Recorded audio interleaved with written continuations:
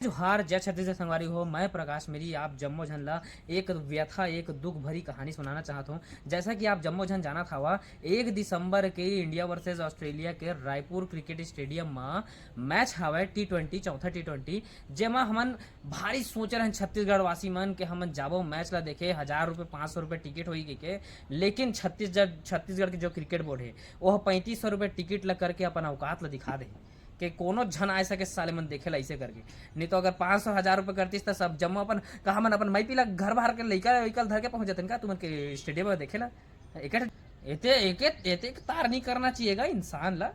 और लइका में नहीं लड़का मन देखा थे ना लड़की मिला थे ना मैच के टिकट मिला थे।